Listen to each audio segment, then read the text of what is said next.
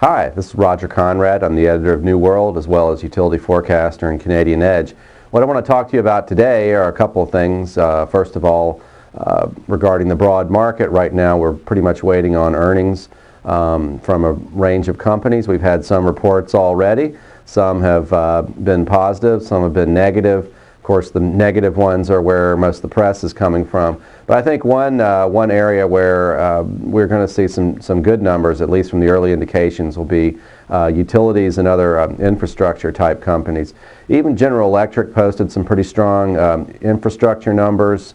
They were, of course, overshadowed by the financial side of the business, but it looks like this is things are going pretty well. We also have had a couple of utility companies, Exelon, report pretty strong earnings as well. So what does this mean? Well, it means that the more creditworthy, the stronger parts of the economy, the less recession vulnerable parts of the economy, of the market, are going to show some pretty decent numbers in the fourth quarter, and that's a very positive thing.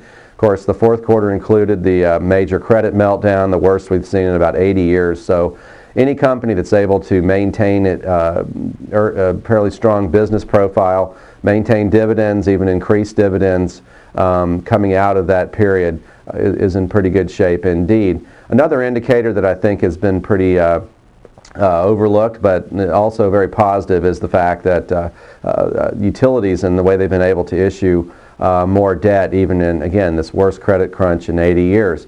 The utility sector has been in a state of deleveraging, of reducing operating risk since the meltdown in that sector in 2001, 2002. So they entered this recession in better shape than they've been in many, many years, and in fact reducing leverage. At the same time, the banks had been taking more and more of it. So really kind of a mirror image. It's no wonder that the outgoing Secretary of the Treasury, Henry Paulson, recommended that the banking system be remodeled somewhere along the lines of where the utility industry is, private companies regulated, and again where risk is controlled.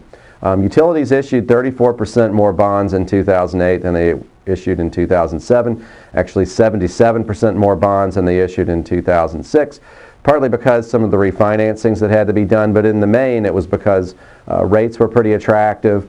And again, that's a stark contrast with much of the rest of the economy, but it is a pretty good first sign that this credit crisis, this credit crunch that we've seen is starting to unfreeze itself. So if we take that as one leg of possible recovery coming on, another leg being more spending, and particularly the stimulus package, we have a pretty bullish case for some very strong segments of the economy. Of course, I mentioned utilities, but also a part of that is the smart grid. And this is basically a revamping of the nation's power transmission and distribution network to make it more efficient, to make it where we won't have to build so many new power plants. And this is a very attractive investment opportunity for utilities. Even before the stimulus package, you saw a lot of spending plans announced in this regard, from installing advanced meters on houses that would enable better control of power flows, to projects to upgrade transmission capacity, projects to reduce leakage and waste, lost power on these power lines. And this has become pretty popular. One, because again, utility companies didn't have to site and apply new power plants. Also, regulators have been allowing this type of investment into rate base immediately, so utilities haven't had to take real financial risk for making these types of innovations as well. And now, of course, you have the federal government, which will be supporting these efforts as well. There are a number of companies involved in this area, in transmission, spending, and so forth.